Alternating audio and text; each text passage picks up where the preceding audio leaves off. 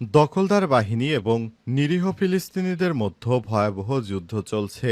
আর এই মুহূর্তে আমাদের হাতে এসেছে যুদ্ধের ভয়ঙ্কর কিছু গুরুত্বপূর্ণ আপডেট সংবাদ। প্রথমেই জানাবো ইসরায়েলের পুরো আকাশ অবরোধের হুঁশিয়ারি ক্ষুব্ধ নেতানিয়াহু।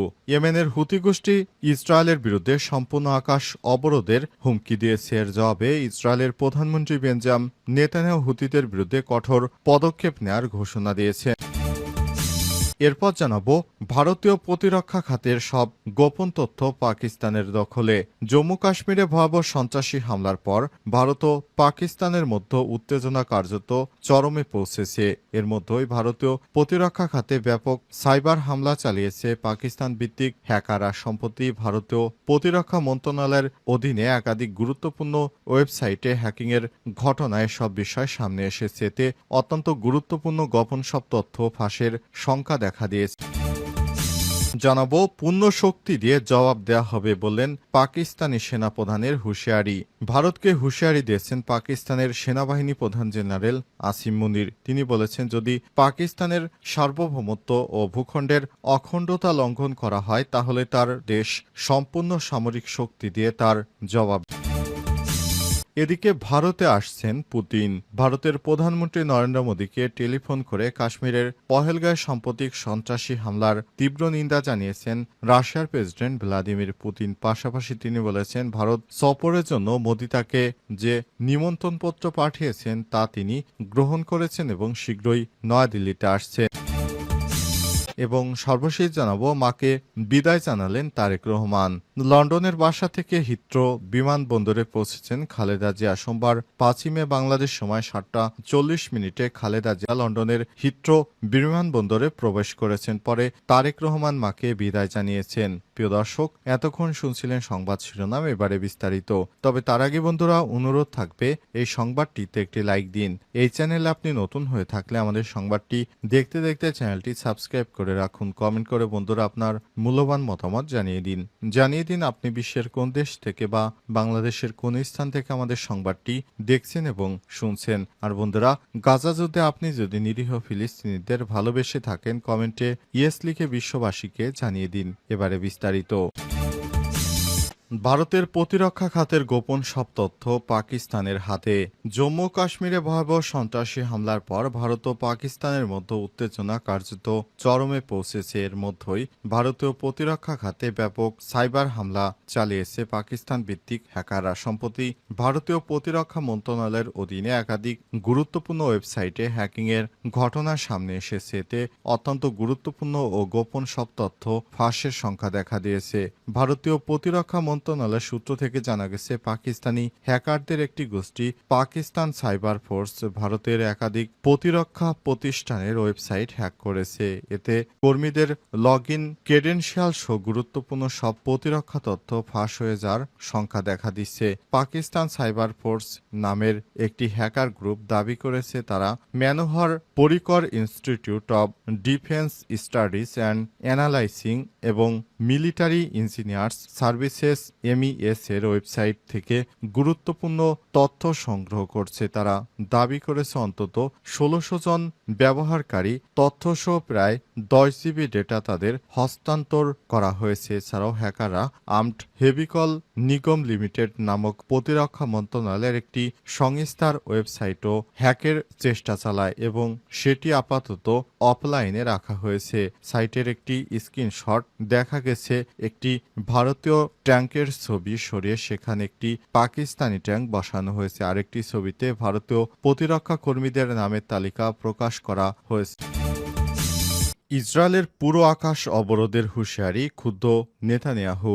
ইয়েমেনের হুতি গোষ্ঠী ইসরায়েলের বিরুদ্ধে সম্পূর্ণ আকাশ অবরোধ আরোপের হুমকি দিয়েছে। এর জবাবে ইসরায়েলের প্রধানমন্ত্রী বেঞ্জামিন নেতানিয়াহু হুতিদের বিরুদ্ধে কঠোর পদক্ষেপ নেওয়ার ঘোষণা দিয়েছেন। আজ এক বিবৃতিতে হুতির সামরিক মুখপাত্র ইয়াহিয়া সারি বলেছেন, ইসরায়েল গাজার বিরুদ্ধে আগ্রাসন বাড়ানোর সিদ্ধান্ত নেয়। আমরা ইসরায়েলের বিমানবন্দর, বিশেষ করে বেন গুরিয়ন বিমানবন্দরকে লক্ষ্যবস্তু করব। তিনি আন্তর্জাতিক বিমান সংস্থাগুলোকে ইসরায়েলগামী সব ফ্লাইট বাতিলের আহ্বান জানিয়েছেন যাতে যাত্রী ও কর্মীরা নিরাপত্তা নিশ্চিত হয়। এই হুঁশিয়ারির কয়েক ঘন্টা আগেই হুতিদের সোরা একটি ক্ষেপণাস্ত্র বেন গুরিয়ান বিমানবন্দরের কাছে আঘাত হানে, যার ফলে কিছু সময় জন্য বিমান চলাচল ব্যাহত হয়। আশ্চর্যভাবে ইসরায়েলের হেজ্জ ও যুক্তরাষ্ট্রের থার্ড প্রতিরক্ষা ব্যবস্থা এটি প্রতিহত করতে ব্যর্থ হয়েছে। এদিকে নেতানিয়াহু এক ভিডিও বার্তায় বলেছেন, আমরা আগেও হুতিদের বিরুদ্ধে অভিযান চালিয়েছি, ভবিষ্যতেও চালাবো। এটা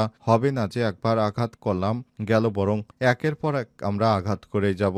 তিনি ইরানকে এই হামলার জন্য দায়ী করে বলেছেন, তাদের মদতদাতা ইরানকেও সময় ও প্রয়োজনে উপযুক্ত জবাব দেওয়া হবে। এই উত্তেজনার মধ্যে রবিবার সন্ধ্যায় যুক্তরাষ্ট্র ইয়েমেনের রাজধানী সানার দক্ষিণ আল সাওয়াদ এলাকা, রাস ইসা বন্দর ও হুদাইদা প্রবেশে কামারান দ্বীপে একাধিক বিমান হামলা চালিয়েছে হুতি ঘনিষ্ঠ আল মাসিরা টিভির তথ্য মতে এই হামলাগুলোর ফলে এখন পর্যন্ত কোনো প্রাণহানির খবর পাওয়া যায়নি। ভারতের প্রতিরক্ষা খাতের গোপন সব তথ্য পাকিস্তানের হাতে। জম্মু কাশ্মীরে ভয়াবহ সন্ত্রাসী হামলার পূর্ণ শক্তি দিয়ে জবাব দেওয়া হবে, পাকিস্তানি সেনাপ্রধানের হুঁশিয়ারি।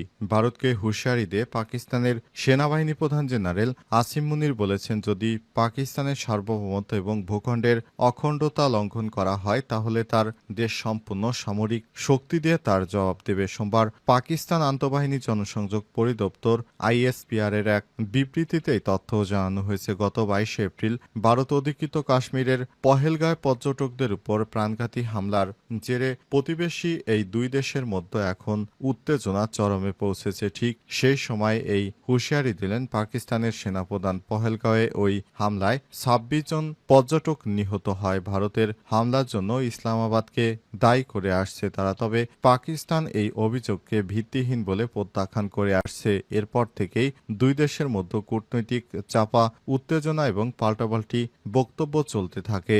ইসলামাবাদ দাবি করেছে তাদের কাছে বিশ্বস্ত গোয়েন্দা তথ্য রয়েছে যা ইঙ্গিত করে যে ভারত সম্ভাব্য সামরিক অভিযান চালাতে পারে, আর এতেই দুই দেশের মধ্যে যুদ্ধের আশঙ্কা বেড়েছে। সোমবার রাওয়ালপিন্ডির জেনারেল হেডকোয়ার্টার্সে অনুষ্ঠিত 15তম ন্যাশনাল ওয়ার্কশপ বেলুচিস্তানে অংশগ্রহণকারীদের উদ্দেশ্যে জেনারেল মুনির আরও বলেছেন, পাকিস্তান আঞ্চলিক ও বৈশ্বিক শান্তি চায়, তবে আমাদের সার্বভৌমত্ব লঙ্ঘিত হলে জাতীয় মর্যাদা এবং জনগণের কল্যাণ রক্ষায় আমরা পূর্ণ শক্তি দিয়ে জবাব দেব।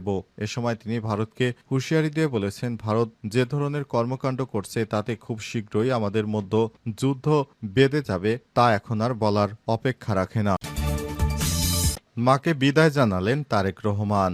লন্ডনের বাসা থেকে হিথ্রো বিমানবন্দরে পৌঁছেছেন খালেদা জিয়া। সোমবার 5ই মে বাংলাদেশ সময় 7টা 40 খালেদা জিয়া লন্ডনের হিথ্রো বিমানবন্দরে প্রবেশ করেন। পরে তাকে তারেক রহমান বিদায় জানান। এর আগে স্থানীয় সময় 2টা 10 দলের ভারপ্রাপ্ত চেয়ারম্যান তারেক রহমান নিজেই গাড়ি ড্রাইভিং করে মাকে বিমানবন্দরে নিয়ে যান। কাতারের আমিরের দেয়া বিশেষ বিমানে এয়ার অ্যাম্বুলেন্সে বেগম খালেদা জিয়া ফিরছেন। প্রসঙ্গত, কাতারের আমিরের দেয়া এয়ার অ্যাম্বুলেন্সে তিনি লন্ডনে গিয়েছিলেন। খালেদা জিয়ার সঙ্গে তার দুই পুত্রবধূ জুবাইদা রহমান ও সৈয়দা শারমিলা রহমানও দেশে ফিরছেন। এদিকে খালেদা জিয়ার দেশে ফেরার খবরে দলীয় নেতাকর্মীদের মাঝে উচ্ছ্বাস দেখা গেছে। দলীয় প্রধানকে স্বাগত ও অভ্যর্থনা জানান ব্যাপক প্রস্তুতি নিয়েছে বিএনপির এবং অঙ্গ সহযোগী সংগঠনগুলো। এ নিয়ে গত কয়েকদিনে দফায় দফায় প্রস্তুতি সভা করা হয়েছে। শনিবার সন্ধ্যায় দলের ঢাকা মহানগর দক্ষিণের সহযোগী সংগঠনের শীর্ষ নেতাদের নিয়ে যৌথ সভা করেছে বিএনপির